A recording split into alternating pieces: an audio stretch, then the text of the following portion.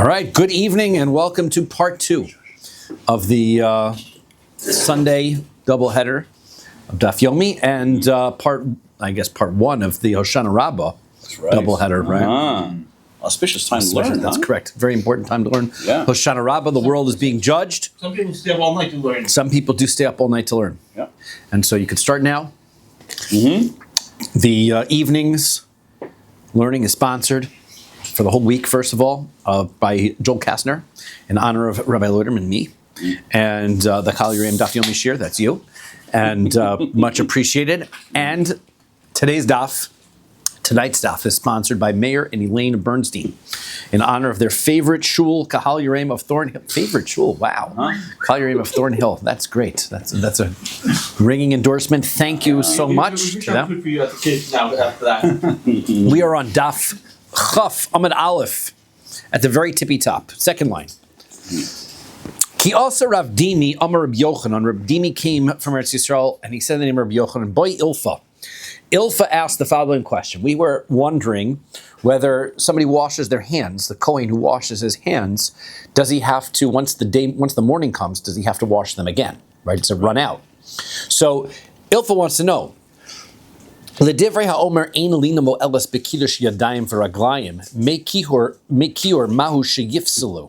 Says according to the opinion that says that lina isn't an issue when it comes to your hands overnight.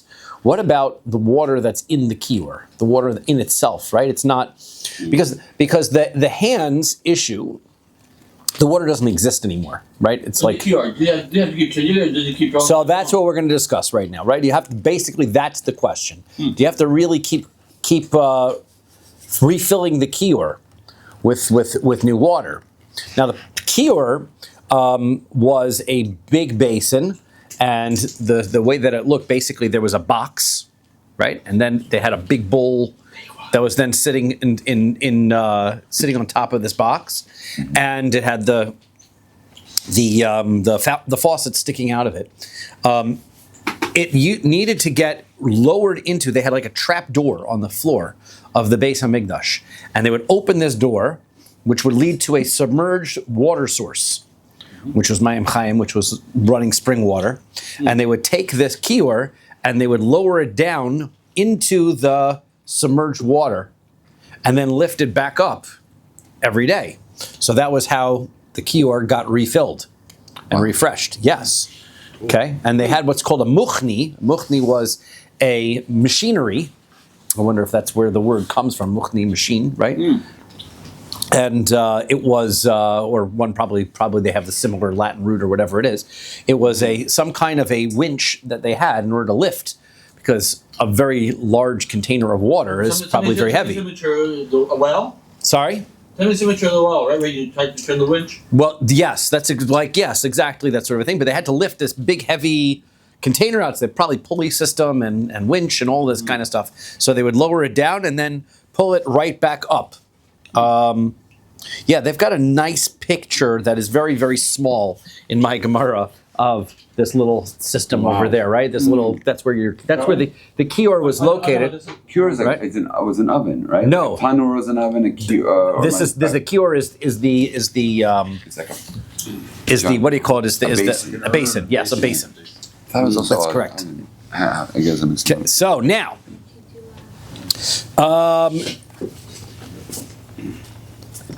mi amrinan honey honey lemai lekiddush yadayim v'raglayim. Kiddush yadayim v'raglayim gufayhu lo possible lina. He says, well, the hands and the washing in the first place, it doesn't run out. So therefore, the water in the kior also, there's no issue of where it comes to other korbanos, other things that are in a klishares, they get used up overnight. Once the morning comes, they're no longer valid. But water is not the same thing. The water that you wash for netilas for this kiddush yadayim v'raglayim. So odilma kaven dekadish lehu beklishares mifsali. Or is it different because once it goes into the klishares, it goes into the utensil. So then it gets nullified. Now it can be subject to getting ruined overnight. So Kiyosa Rabin, Amar Rabbi Yirmi, Rabin came and he said in the name of Rabbi Yirmi, Amar Rabbi Ami, Amar Rabbi Yochanan, Rabbi Ami said Rabbi Yochanan, Hadar Pashit Ilfa, that Ilfa resolved his question. Kemachlokas bazu kach machlokas bazu. The argument about whether the hand washing needs to be redone in the morning is the same argument about whether the water in the kior needs to be redone in the morning. Same thing. Amar lefan Rabbi Yitzchak bar Bisna. So Rabbi Yitzchak bar Bisna said, Rebbe Yata Omer Kain Elahachi Amar Rav Asi and Rabbi Yochanan. He says, yeah, that's what you seem to say, but Rav Asi says something else in the name of Rabbi Yochanan. Mishmei de Ilfa in the name of Ilfa. Kior shalo shik umi ba'erev. If the kior, the basin that is not submerged by nightfall, by shkia, by nightfall, mekadish bimeno la'avoda laila, then you can wash your hands for it only to do the service that is at night. Ulamachar eno mekadish, and the next day, right, you do not have to wash. V'avinanba. Now we're going to ask the question. We ask the question this. Lemachar eno mekadesh. We're going to explain all of these shitas. The next day you don't have to wash. So de lo tzarech likdusha means that you don't need to. Right? The water is already, once you've washed, there's no need to rewash. It's not that the water is invalid. It means that the water does not need to be. You do not need to rewash anymore. O dilma, or perhaps he was asking the question, if subelina. Or maybe it is ruined by staying overnight. And velo pashit lun, and he didn't have an answer to that question. So you're seem to say that it's pretty clear that it's dependent on the previous machlokas, the previous argument. But here we see that they're asking the question and they didn't have an answer. Umarka pashit lay.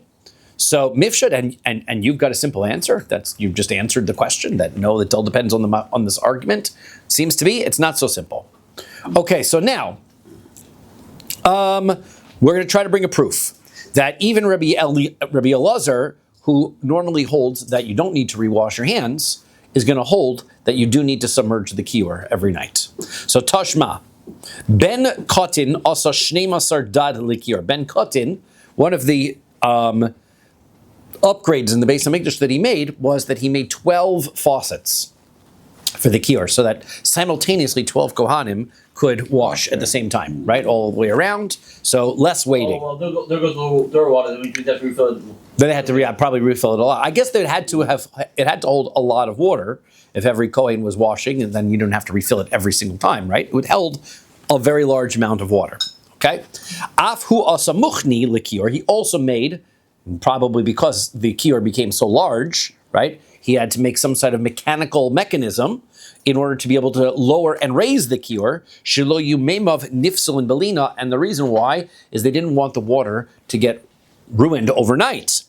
So my lav Rabbi Elazar Rabbi Shimon, isn't this the same? Even Rabbi Elazar Rabbi Shimon would agree to this. Because everybody seems to be. Did the kior have a lid to keep it covered? Yes, right. It was not uncovered, but nevertheless, it still had to be refilled. That's a good thing. Otherwise, it's a big problem. So I believe it did. I'm saying that now, but I think it did. Yes. That's a big problem right there. So lo Rabbi, this is Rebbe's opinion. This is not Rabbi Shimon ben Elazar's opinion. This Rabbi Elazar ben Shimon's opinion. This is Rebbe's opinion, who holds that the water gets ruined in the morning and you have to rewash in the morning. So he holds also that the water has to be submerged overnight. Well, wait a second. Then why is it that the first part of the Mishnah in Yuma, which is over there, is talking according to the opinion of Rabbi Elazar Rabbi Shimon? So then, why is this also not Rabbi Elazar Rabbi Shimon's opinion?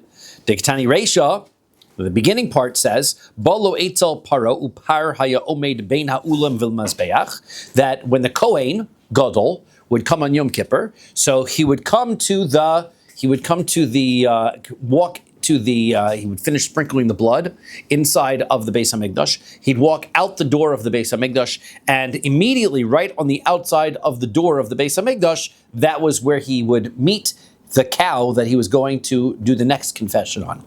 And Rosho Ladarom, his head, the head of the animal, was facing to the south, right? We had drawn up the south. If you remember, the south is, like if you're facing the doorway of the Beis Hamikdash, it's to the left, Okay, upanav l'mariv, and the head the head of the cow was to the left, so the cow was facing sideways along, parallel to the front of the Beis Hamikdash, turned its head towards the opening of the Beis Hamikdash. Its head was turned, so that cow's head was turned sideways, like that.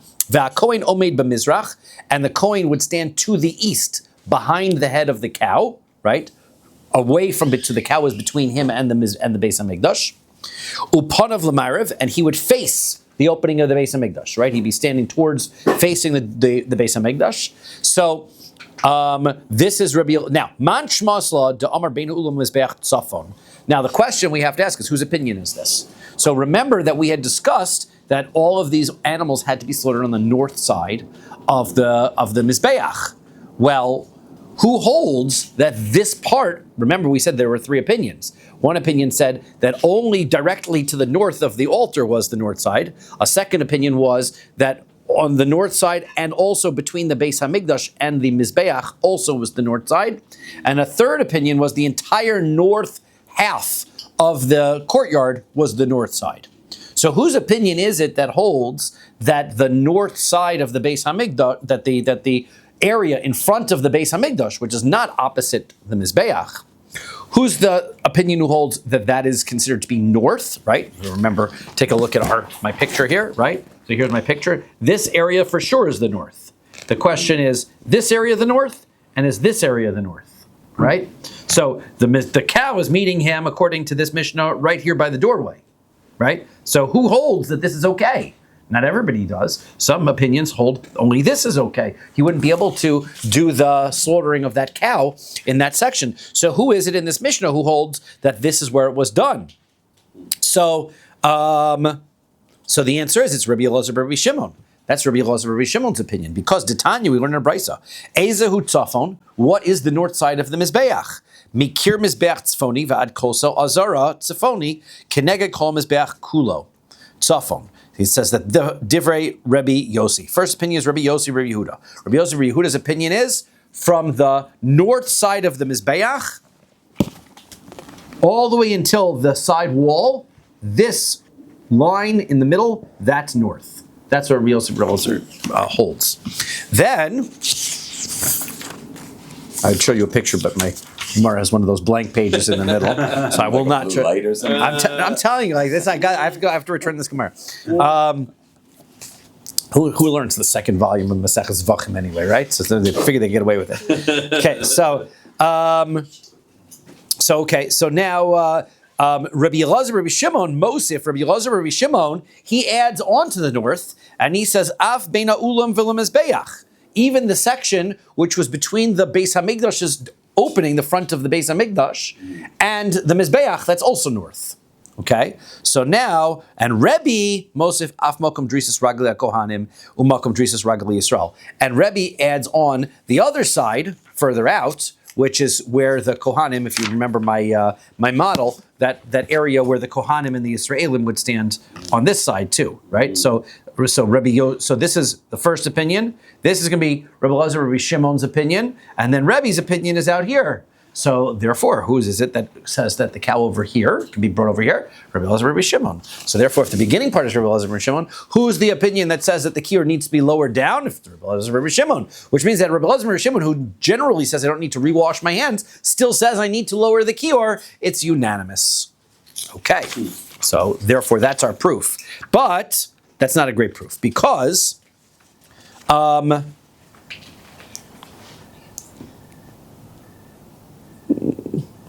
Aval minachalipos v'lifnim hakol modim shepasol. But from the area which is from this on the side of the Beis Hamikdash, from the chalipos, which was, if you remember that the Beis Hamikdash was shaped like a big T, right? It had the ulam in the front. Those sections, that's the chalipos, is the part that sticks out. The Beis Hamikdash was a rectangle, and then there's a larger rectangle in front. Opposite the sides, which stood 15 amos out on each side of the Beis Hamikdash, opposite that to the north and further back behind the Beis Hamikdash, that for sure is not north. That's even though it is north, right? That's out of the way. Once you pass the doorway, the front of the Beis Hamikdash, nobody holds that that's acceptable place to shech the korban. Now, the tizbira, well, it's logical. Rabbi Elazar bar Rabbi Shimon, that is Rabbi Elazar bar Rabbi Shimon, is of the opinion, right? Rabbi Elazar bar Rabbi Shimon will be the one who is of the opinion that you can bring the cow in this location. So therefore, this whole Mishnah must be Rabbi Elazar bar Rabbi Shimon. So below Rabbi, now does it make sense that it's Rabbi Elazar bar Rabbi Shimon, not Rabbi? Because Hashta Rebbe, ad Rabbi Yehuda Mosif, ad Rabbi Elazar Rabbi Shimon lo Mosif. Rebbe is adding on that you can even be further away from the Beis Hamikdash. He's also adding on to Rabbi Elazar Rabbi Shimon's opinion, meaning according to Rebbe's opinion, he holds the entire north side is acceptable. That's for sure. The entire north side is acceptable. So therefore, where Rabbi Elazar Rabbi Shimon holds is acceptable, he agrees is also acceptable. So that means that who's to say this Mishnah isn't Rebbe's opinion? That's why. Didn't we have this argument needs to be with smirched. Hello, like we had a Yes.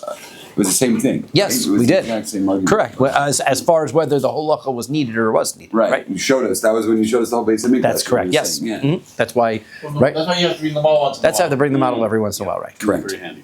So ananachi kamrinon. This is what it means to say. Isaka daitach Rebbe. If this was Rebbe's opinion, lokba b'makom drisas raglei kohanim b'makom drisas raglei Yisrael, that the place where they were going to bring this cow, why did they have to bring the cow right in front of the Beis Hamikdash? They could have brought the cow further away on the other side of the Beis Hamikdash, way far away on the other side of the Mizbeach. Why did they bring the cow all the way up close? Elamai, so what is it? It's Rabbi Elazar Rabbi Shimon. It's Rabbi Elazar Rabbi Shimon. So lokla mikir Mizbeach tzfoni ad kos Elazar tzfoni. So okay, well, even if it's Rabbi Elazar Rabbi Shimon, why did they have to bring it right close to the front door of the Beis Hamikdash? They could have brought it on the wall opposite where the Mizbeach was too. There's a different reason why they brought it closer to the Mizbeach, right? Ella, ma'yislach l'mimor, what do you have to say? Why did they bring the cow as close as they could? Mishum chulsha de Kohen Gadol. The Kohen Gadol is running around on Yom Kippur, and he's going to get tired. Therefore, we bring the cow as close to where he is. He's coming out of the Beis Hamikdash. We bring the cow close to him, so he has less walking to do. Therefore, the closest area, therefore, so hachanami mishum chulsha de Kohen Gadol. That makes sense. Why, even according to Rebbe, you would bring the cow as close as possible to the Beis Hamikdash, not the furthest part away. Even though you're right, it would be kosher there too. But we bring it as close as possible because that way the Kohen Gadol doesn't have as much to go. So therefore, it's not clear that this Mishnah holds even like Rabbi Elazar Rabbi Shimon. So it is not clear whether there's a universal position as far as submerging that need to submerge the kior or not. Okay, Amar Rabbi Yochanan. So now, Rabbi Yochanan says, Kiddush Yoda V'Ragla V'Trumas Hadeshen. Okay, now the first service of the day was the Trumas Hadeshen. They clear the ashes, take a scoop of ashes off of the Mizbeach, right, and bring them down the ramp. So now, that was done right before Alos, right? It was dark outside when that was done. So now, let's say a Kohen washed his hands to do that service, right? Because he's going to do any service, he's got to wash his hands. Okay, it's not daybreak yet, so he washes his hands. Lamachar eno tzarich lekadesh shekvar kidesh mitchilas avoda. So he doesn't have to wash his hands again when it gets light outside, because he already washed his hands to begin when he started doing his service. Now, Leman, whose opinion is this following? Right? Rebbe, if it's Rebbe Homer Paslalina, if it's according to Rebbe, so then the morning comes, it should be no good. He's got to wash his hands again. Right? Rebbe Elazar, if it's according to Rebbe Elazar, Rabbi Shimon, HaOmer Ein Tzarich Lekadesh Afilu Mikan Vad Asar Yamim. Why specifically if he washed his hands for the Trumas Hadeshen? Even if he washed yesterday, he could wash 2 days ago. Right. He doesn't need to rewash again. Right. So Amar Abaye, so Abaye says, Liolam LeRebbe, this is Rebbe's opinion. Velima Derabananhi. And now we're going to say that this lina overnight by the water, the needing to rewash, even according to Rebbe, is only derabanan. It's only rabbinic extra, right? We should wash that way. Umodi, and he agrees, demikros hagever vad tzafra lo pasalina, that if you're going to get up in the early morning, right, from the time that the rooster crows until the morning time, if you wash then, that counts as the morning, right? Even though technically speaking it doesn't, since it's only a derabanan, they included that washing of the hands for the Trumas Hadeshen in the washing, and you didn't have to rewash again, only if you did that. Now, if you got there at midnight and you were burning fats on the Mizbeach overnight, then in the morning you did have to rewash. But if you just got up in order to do the Trumas Hadeshen, you didn't need to rewash. Okay, that's it. Rava Amar. Rava says no. Liolam Rabbi Elazar Rabbi Shimoni. This is Rabbi Elazar Rabbi Shimon's opinion. V'ra'a Rabbi Yehusi v'ra'a Rabbi Huda Dvarav betchilas avod Rabbi Yossi Dvarav betchilas avoda v'lo besof avoda. That he agrees. Rabbi Yochanan. V'ra'a Rabbi Yochanan Dvarav, that he agrees with Rabbi Elazar's opinion. That only in a circumstance where he is doing today's service, not he's finishing yesterday's service. Meaning, if you got up and you washed your hands, it was yesterday's service, right? You got up and you arrived and you were burning yesterday's korbanos. So fine, now it's a new day, wash your hands again. But if you got up to do today's service, so then you don't have to rewash. But Rebbe would hold, no, it's still right, so you got to wash regardless, right? And we're not going to give you any exceptions to the rule. So meisvei. Okay, so now let's ask the question. Okay, according to Rabbi Yochanan, we're gonna have to rewash our hands. So ra'u achav hakohanim sheyorad vehein rotzu uba'u. The kohanim, right? This is Mishnah Maseches Tamid. So he's coming down the ramp, right? He's got a scoop of the ashes and he's coming down the ramp. Okay, so once the Kohanim see that he's coming down, Vehein Ratzu Bahu, they come, the other Kohanim who are waiting to start the service, they're waiting till he comes down. They come, they run, Vekichu Yedem V'Ragleihem Min HaKior. And as soon as he comes down, they know it's their turn to go running, to go wash their hands from the Kior. So, B'Ishlama Abaye, so I understand according to Abaye, a demokim la kerebi, he's holding this, he explains that this is according to Rebbe, umodi Rebbe demikrosa geverad safra lo paslalina. So therefore, in the morning he's doing the morning service, so then it doesn't invalidate it. So then,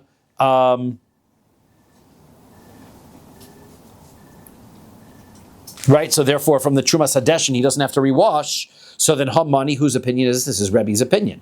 Ela Rava, according to Rava, Dermokim law Rabbi Elazar Rabbi Shimon. He holds this is according to Rabbi Elazar Rabbi Shimon. Aval Rebbe Mikros Hagever Vatsafra Paslalina, but according to Rebbe, it would be invalidated. His hand washing would be invalidated. He's got to wash again. So Hamani. So then, who's this opinion going like? Right? Basically, why would it be invalid though? Because he holds that because Rebbe holds that whenever it's morning time, you got to rewash your hands, right? Always. So Rebbe, if it's Rebbe. Pasalina. So then this Kohen who's coming down doing this Trumas Hadeshin, he's got to wash again because the morning came, so he's got to wash again. If it's Rabbi Elazar ben Rishimon's opinion, so then he's going to hold that the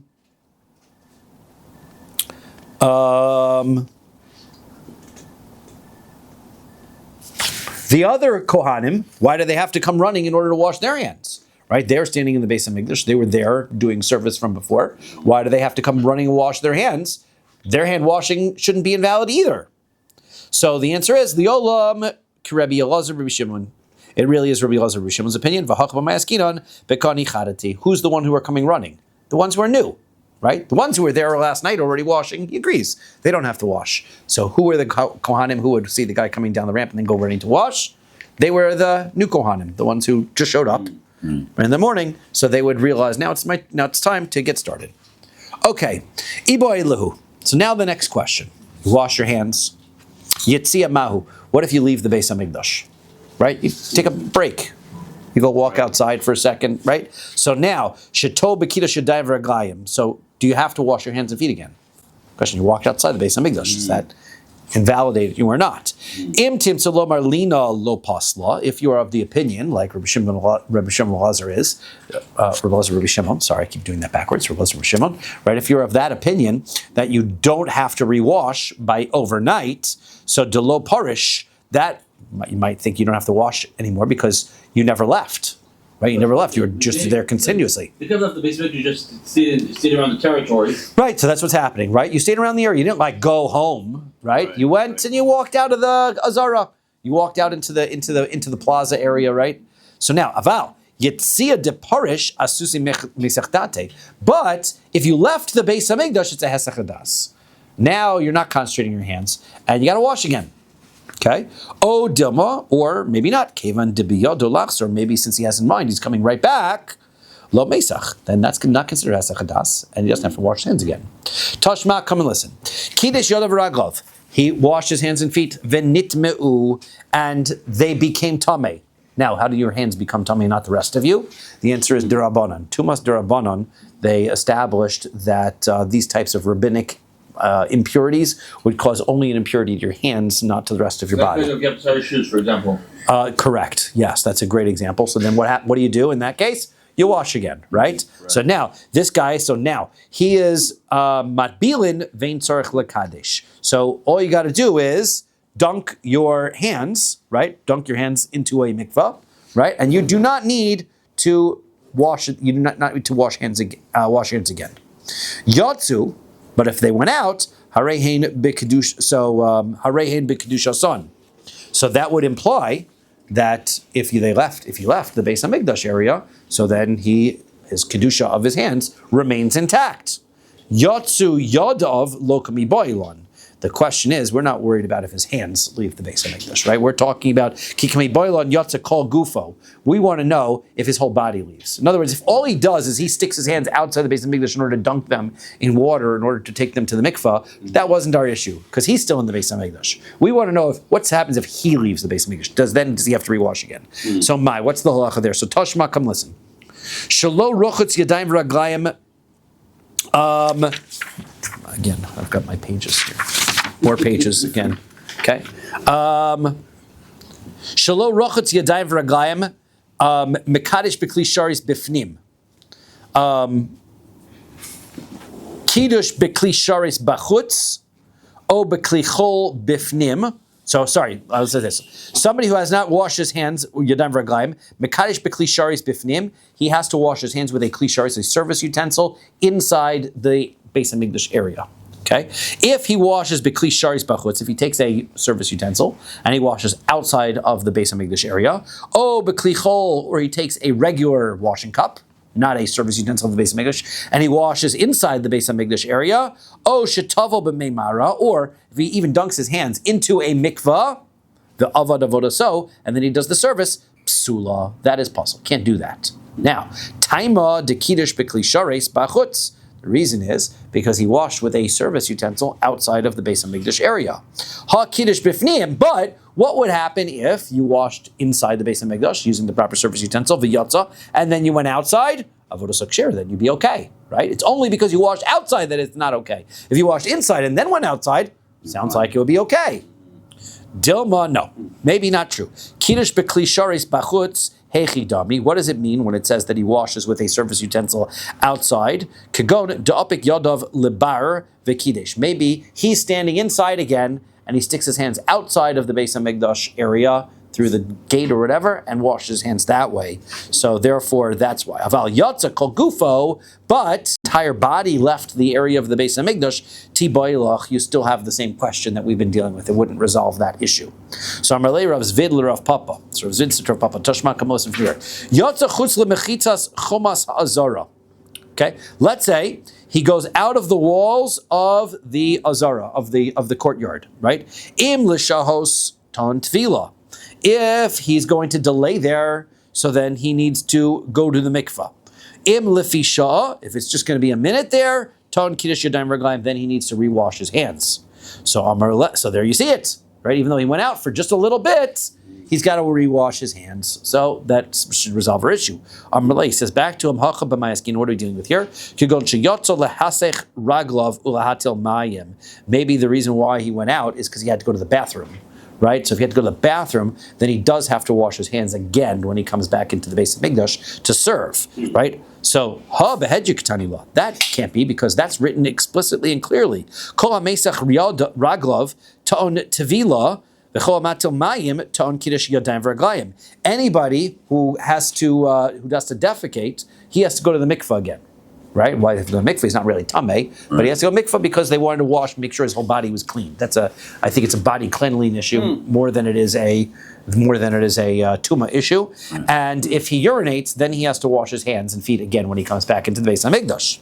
So now, that is already explained in this brisa, so therefore you can't explain why he walked out of the Beis Hamikdash momentarily. He has to wash his hands is because he went to the bathroom. The answer is no, he can, because Tani Bahadim Refarish. Sometimes we teach something, and then the brisa will then go back and specify and clarify what it means by that, and this is what he meant, what meant to include. So it doesn't prove anything, because the reason why he has to wash isn't necessarily because he left for a minute, it's because he went and used the bathroom. Toshma, come and listen. Para, let's talk about the para aduma. So Rabbi Chia bar Yosef Amar Mekadesh B'Kli Shares Bifnim. What you have to do is, according to Rabbi Chia bar Yosef, you wash your hands with a service utensil inside the Beis Hamikdash, v'yotze, and then you go out and take care of the burning of the paraduma, right? Most of the service of the paraduma service takes place on a mountain opposite and overlooking the Beis Hamikdash area. So it was done outside of the Beis Hamikdash, but you still have to wash with the service utensil before performing the service, and you have to wash with the service utensil inside the Beis Hamikdash and then go out. That's the only korban. That's the question: is it a korban? Is it not a korban? Right? In a lot of ways, it is a korban. In some ways, it's not a korban. Also, when you go outside the temple, the Beis Hamikdash, you go back in and you touch those handles, or could those handles become tummy? Well, again, the question we're not even presuming. I mean, first of all, the doors are open, right? There's no handles on the doors to be able to, right? The doors are open. Let's say you walk right in, right? Second of all, we're worried about just being outside, let alone touching anything, might need you to wash. That's our question. Just the fact that you're outside might need you to be washing it. Okay. So now for Rabbi Yochanan, Rabbi Yochanan says, afilu b'chutz. Now you can even, for the paraduma, you can even wash outside. Va'afilu b'klichol, and you don't even need a service utensil. You can even use a regular utensil. Va'afilu b'mekidah shel cheres. You can even use a ordinary piece of pottery, right, which is not even usable for service utensils. Service utensils are metal utensils, copper utensils in the Beis Hamikdash, silver, gold, right? They didn't use They didn't use pottery, and nevertheless, he's a regular cup. Sometimes you also use pottery for avodah zarah. So is that you can use metal and gold for avodah zarah too, right? Also, whatever you use for avodah zarah, it's not an avodah zarah issue. The one who shechs right? You could use that, right? The one who shechs the red heifer he becomes tamei, doesn't he? Just about everybody who is doing the service becomes tamei. Yes. Right. Yeah. Right. But in order to get started, you have to wash your hands and feet. Right. Okay. So now. So now Rabbi Chia bar Yosef says that if you had to wash your hands and feet, you have to leave the Beis Hamikdash. Why doesn't that invalidate your hand washing? If always when you leave the Beis Hamikdash invalidates the hand washing, what's the point of going inside and washing your hands and feet? Must be that just walking outside doesn't invalidate the hand washing. Okay? So Amar Rav Papa says Shani Para Ho v'kol ma'asav b'chutz lo pasla b'yitzia. No, paradum is different. That's why, because you have to do it outside. So what are you supposed to do? Right? Of course you're going to wash inside and then go outside. Of course the washing doesn't get invalidated when you go outside. But it's different. By any other service, since you're doing the service inside the Beis Hamikdash, you can't go outside. That's considered Hesach Hadas. But the paradum is that you're going out to do the service. That's not Hesach Hadas. If that's true, Lama li demekadesh. So if that's the case, if the paradum is different, why'd you wash your hands in the first place? Why do you have to wash your hands? Difference is completely not. So the answer is ke'ein avoda pnim. The answer is because in some ways it's like a korban, right? In some ways it's like it. So you have to wash your hands, but then you go outside, and it is different because all of the other korbanos would get ruined that way, and this one is not. Okay, so we don't really resolve the issue, right? We leave this as a doubt. Okay, now, Ibo Elahu. So I ask a fine question. Tuma mahu shetoel likidash yadayim v'raglayim. Let's say somebody's hands become tamei, and you are now going to dip. I get used to this every other page, right? I'm going to dip my hands in the mikvah, right? So can that help me for washing my hands, right? It's not a kior, dipping, but it's a mikvah. It's better. Why do some people who go to mikvah wash nagavas after they go to mikvah? That is a custom that is developed as I mean, you're not dressed and whatever, so who knows where you're touching or whatever, so you wash your hands. That's what I was, because you might touch your, That's correct. So now, im timsul amar yitzia lo pasla. If you're going to tell me that going out of the azara does not ruin it to gavra chazi, that could be because you're still the same guy the whole time, right? You could go do service at any time. You went out, you were inside, you could do service. You walked out for a second, no hesech hadas, therefore you can go back in, it's no problem. But here, the gavra lo chazi, you became tamei. So now that you're tamei, your hands became tamei, you are now invalidated from doing service. So now, because you're a person invalidated from doing service, for sure you have hesech hadas. So for sure, not after you go to the mikveh, you got to come back and got to wash your hands. Oh, dilma, or maybe not. Kaven dehadar chazi, since he knows he's coming right back, dak le v'lo meisach taseh. He's going to keep his hands careful, and he's not going to touch anything because he knows he's going right back in. Toshma, come and listen. Kiddush yodav ragov. If he washed his hands and feet, v'nit me'u, and then his hands become tamei. Matbilin, vein tzarich lekadesh. So then he dunks them, and he does not need to wash again. Now, so that indicates, right, that doesn't seem to be a problem.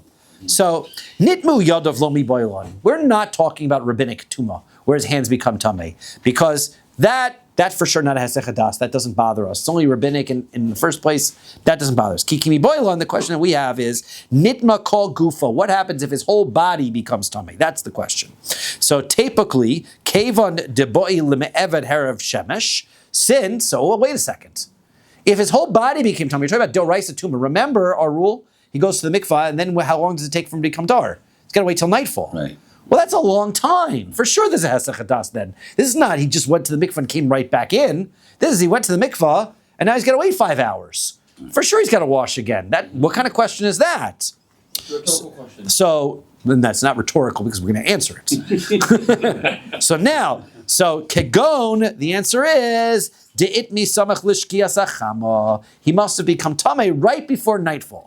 Right. So he ran out quickly, dunked in the mikvah, comes running back in, and it's nightfall when he comes back in. That's the question, does he have to wash his hands and feet again? Okay. Toshma, come listen. Para. So para duma, Rabbi Chia, Rabbi Yosef Omer. Rabbi Chia, Rabbi Yosef says, Mekadosh b'kli sharis b'fnim, he washed his hands inside the Beis HaMikdash. V'yotze, and then he leaves. Rabbi Yochanan, Rabbi Yochanan says, afilu b'chutz, v'afilu b'kli chol. Right? He can even wash his hands outside, and even with a regular utensil. Even with a piece, even with a pottery utensil. Now, para de timuye matminon le. Now, when it comes to a para, we make the person tamei. Remember, we had discussed this about the tzedukim, that we try to make the person tamei so that he then goes to the mikvah, and we're trying to ruin from the tzedukim. So now, Ditznan, as we learned in the Mishnah, mit'amin hayu hakohen hasori v'sapara, they would make the kohen who was going to burn the ashes of the paraduma, right? They were they umat bilin also, and then they would dunk him in the mikvah lahotzi mi liban shel tzedukin, in order so that the tzedukim would be proven wrong. Shahayu omrim, because the tzedukim said ben me'orvei shemesh haisa nasis. Because they would say the Chachamim would say that people, the Tzedukim would say, right? The Tzedukim would say that you need to have somebody who's already gotten to nightfall and he's no longer a Tvul Yom, right? But the Chachamim said even a Tvul Yom was acceptable because we had the V'taharu twice. Remember the word that you had to be Tahar twice, so meaning that you're Tahar, but not all the way Tahar, right? So that's how we learned it, but the Tzedukim didn't learn it that way. So Shema Mina lo paslaba. So this seems to indicate that he washed his hands, then they made him tamei, then he went to the mikvah, his hand washing is still valid. So therefore that kind of proves the point. So the answer is dula pasla tuma. So the answer is no shani para. The burnt red cow is different.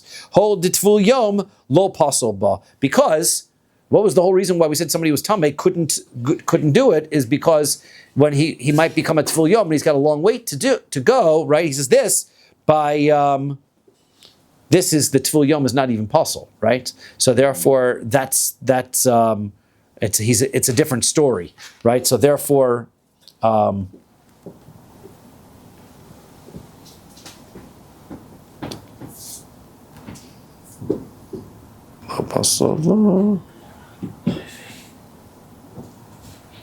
So what's that? See, lama li de mekadesh. So if that's true, so then why did they wash the hands in the first place? Why was that was necessary? The answer is ke'ein avoda ba'inon. It has to be sort of like an avoda, right? So therefore, the paraduma is different. For any other avoda, perhaps becoming tamei would ruin it. By the paraduma, tefillah yom is acceptable. It doesn't ruin it. Right. Different story. So we can't compare. Okay, we leave that one unresolved. Okay, so that's what we're getting used to. Now, okay, iboilu. So ask the following question: Ma'u lekadesh yoda beraglov bekior.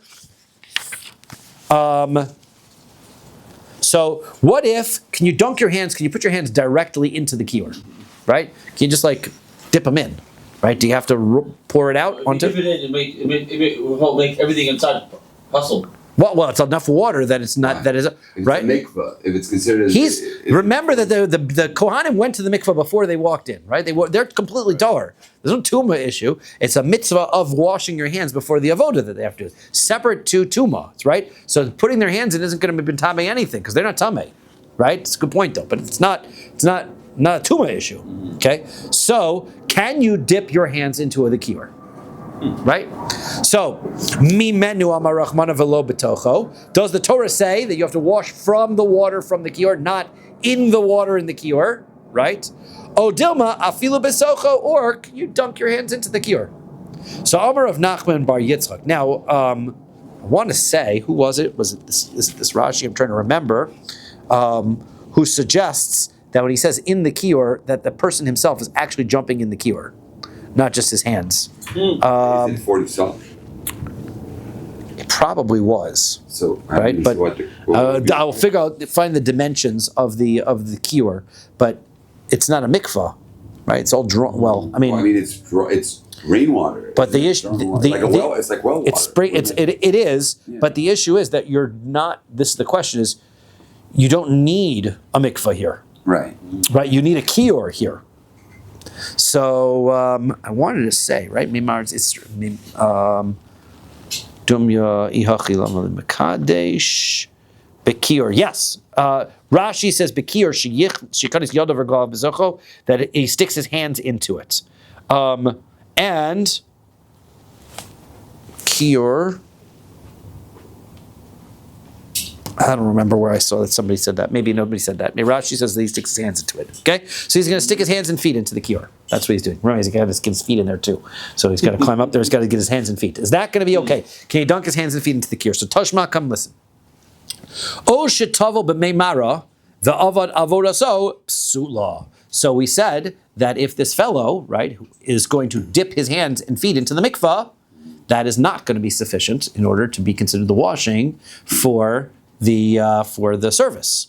So ha mekir dumya d'meimara v'avad avodas akshira, which would mean it's only a problem going to the mikvah, right? Because you dunked in the mikvah. But if you dunked your hands and feet in the kior, you'd be okay. Right.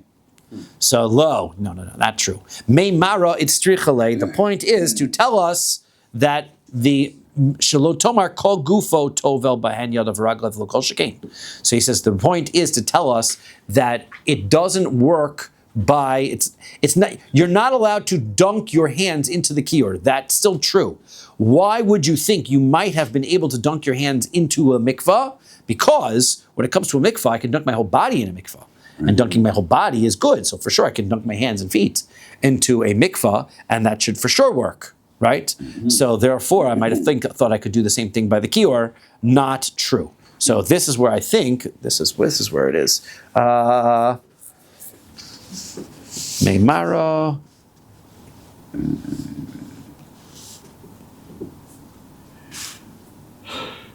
Okay, not sure he dunks his whole body in at that point. Okay, anyway. So now, Amar Rabbi Chia bar Yosef. Rabbi Chia bar Yosef says, make kior nifsalin. It is his entire body. Okay, so that's right, because he's going to dunk his whole body into the mikvah, right? So since that normally works, we might have thought you can dunk your hands and feet in, and it would work too, but it doesn't. Kamash Molan, it doesn't. But for sure, it doesn't work by the kior either. Okay. Amar Rabbi Chia said bar Yosef, make kior nifsalin lematirin kematirin, le'evarim ke'evarim. Okay, so now, Rabbi Chia bar Yosef says, the water of the kior, right? If the water is left out, at nightfall, so then the water that you wash from the kior only will be acceptable to help you do the daytime service. Once nightfall comes, let's start this. There's some services done during the day, some services during the night. During the day, you slaughter, you sprinkle blood, you do all of those things, right? Comes nighttime, and you burn all the fats on the mizbeach overnight, okay? If you left the kior, let's say they forgot to submerge the kior at shkia, then anybody who comes to wash at night, so then they are not going to be able to. So matir kematirin leivarim keevarim. Zakir kodem shkias echam laila yivschol mayim miyad lematirin. She called davar nifsol b'shkias. He says.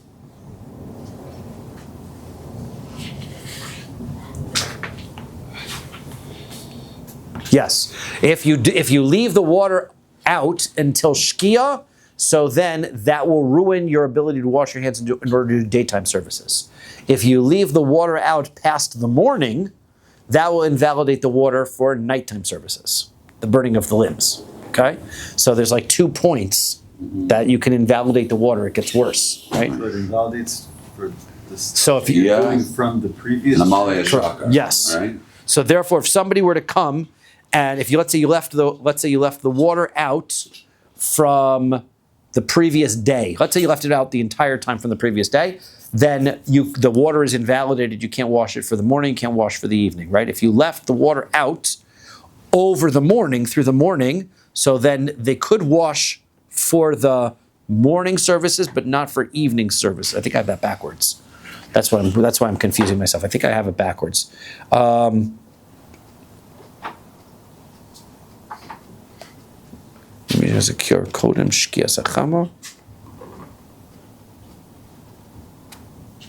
If you take the water out, if the water is unsubmerged during the night, that's what it is. If the water is unsubmerged during the night, then it's going to ruin your ability to wash with it during the next day.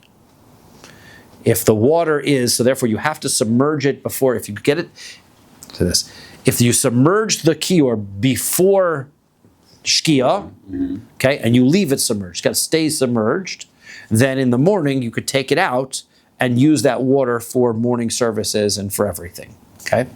If you left it out and it got to be nighttime, you could still use the water from the kior in order to do nighttime services, but now the water is going to be ruined for being able to use it in the morning. Okay, so that's how that works. Okay. Rav Chisda Amar. Rav Chisda is opinion number 2, and we'll probably have to go over this again because we'll stop soon. Okay. So Rav Chisda says, "Af lematirin ein nifsalin ela be'amud hashachar." He says no. You can leave the water out of the kior all night. Doesn't matter. The water can come out. You don't have to submerge it overnight. If the water is not submerged overnight, you just have to submerge it before daybreak. But if it's not submerged before daybreak, then the water is invalid and cannot be used to wash the hands for the morning or night. Okay, it invalidates for everything. There's only one point that it has to be submerged. That's at daybreak. Okay, that's Rav Chisda's opinion. Can I ask a silly question? Yes. Like how do you, let's say it was left out, how do you reset? That's not right. The answer is I think you dip it and you bring. So why can't you dip it at night? Like if it passes shkia, right? Or is it a mandam or said? Well, once dip it at according to this, if you take it out during the night, it immediately becomes invalidated. Right. But you can still use it to wash at night. Right? You can wash at night for night services. Dip it at night. I couldn't submerge it at night and to use it for malei shachar. Is that right? You have to have it submerged during the morning. Right. Okay, overnight into the morning. Shkia, it has to be submerged. Yes. Is that what we're saying? Yes. It has to be submerged. So according to the first opinion, right, submerge it before shkia. Right. Don't take it out again overnight. Right. If you don't submerge it by shkia, you can't submerge it between shkia. Now it would seem like you could reset. I'm thinking you can reset it. Right. In other words, let's say you did it. Right. Right. So now what do? The answer is you resubmerge it and then pull it back out again. Right? It's only an issue of because it was unsubmerged that you've ruined the water that's in it right now for being able to be used. One other thing is we're also saying that we have to submerge it before Shkia. Yep. And leave it submerged until the morning to use it for the following day. Correct. Yes. Is it not used at night? So if let's say you showed up in the middle of the night, right? So it would seem, right, they had to, we're going to say that you can use any other utensil to wash with, any klisharis. You didn't need the kior necessarily to be, they probably would have to be the opinion that maybe specifically the kior that you have to use. Right, you need a klisharis, right? You're going to say that you can use any klisharis. So now, Rabbi Yochanan says, kior, kevan shishaku, when the kior, once you submerge it, shuv ein ma'alehu. You're not allowed to take it back out again. Okay? It can't be resubmerged. Lememra da'avodas laila nami lo chazi, which means that if you took the kior out overnight, according to Rabbi Yochanan, it sounds like, then you couldn't even use it to wash your hands at night. It would be invalidated immediately, and you couldn't use it at night at all.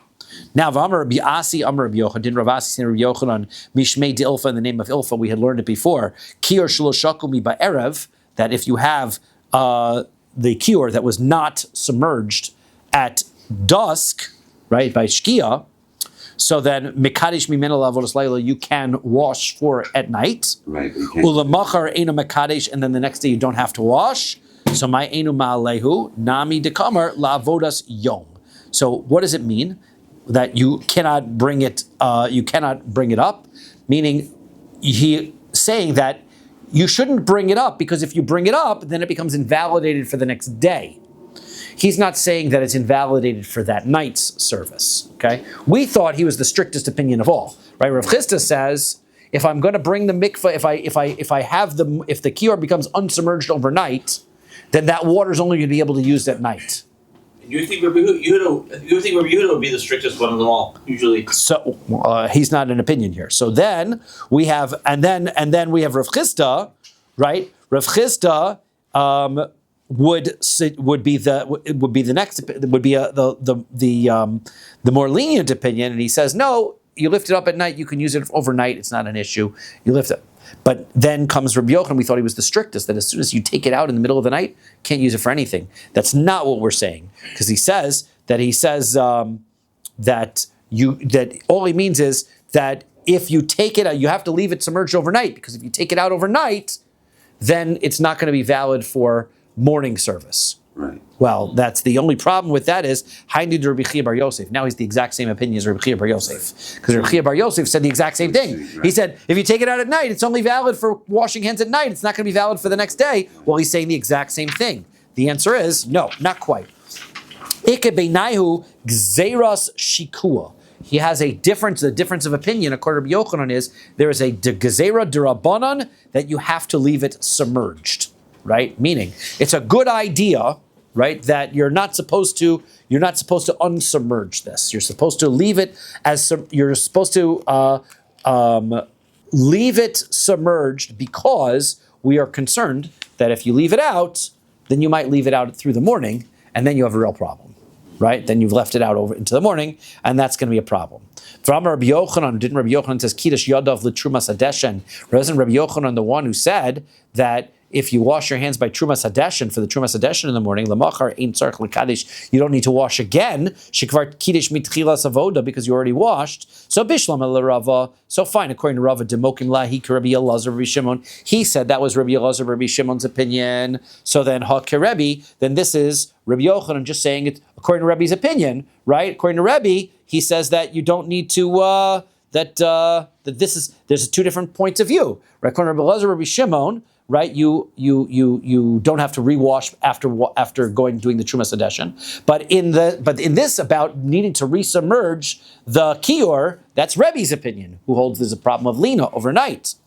El Abaye, according to Abaye, Demokim law Rebbe. He's the one who said Rabbi Yochanan was holding like Rebbe, and he was saying that it was only the Rabbanan, and Rebbe was therefore being lenient. So it's a problem, right? According to because the Rebbe had the Rebbe, it's a problem according to Rebbe.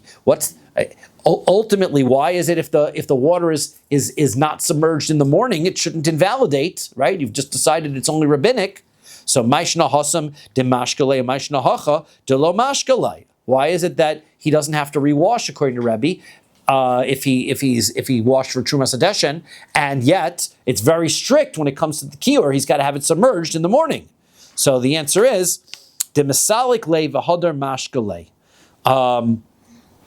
So he said. He what he does is he has to take the kior out, and then he has to submerge it again, right? That's how he's going to resolve it. Meaning, this guy is washing his hands for the Trumas Hadeshen. So how's he doing it, right? He has to take the kior out in the night, wash his hands with it. So that means that it's being unsubmerged. The water is now unsubmerged. The answer is no. When he takes it out, and then he resubmerges it. And that way the water remains submerged. The Trumas Hadeshen, the fact that he's washing it before the Trumas Hadeshen is okay, because we said that it was only rabbinic when it comes to that part, and that's okay. And as far as worrying about the kior being unsubmerged in the morning, also not such a problem, because he'll just take it out and then he'll put it down again. Ihachi, if that's true, lemachar eno mekadesh amai. So he says, why does he not have to wash in the morning again? He's not allowed to wash in the morning again. Ein tzarich lekadesh. So what it means is he doesn't have to wash again, right? That it's fine if he doesn't wash again. Lamemra de lamati. Water is going to be acceptable in the morning, right? It's not going to be right. This water overnight is going to be even acceptable, right? If you open, so now Rabbi Yochanan is saying that you lift the kior out and you use the water overnight. Then you put it down, and in the morning it's fine as long as it was submerged in the morning. Well, now I knew the Rav Chisda. Now that's the same opinion as Rav Chisda said. Rav Chisda said you don't have to worry about taking the kior out at night. Right? It's not an issue. You can wash your hands over the night. Just make sure it's submerged by the morning. So Ika Beinaihu, the difference between them is mitzvahs shikua. The difference is the idea that Rabbi Yochanan has that you should try to keep it submerged as much as possible overnight. Rav Chisda says, nah, don't worry about it. You can unsubmerge it. People can wash, come in, and the kior was left open, and just they'll submerge it before morning. And Rabbi Yochanan says not to, right? Just put it away, and that's that. So we'll stop here at the Meisveh, right? By the Meisveh. Yeah. That's where we will pick up. Yeah, I know. Sorry. I know. No. I feel like when everybody has to get up, You know what it is? It's not you. It's in the morning. I'm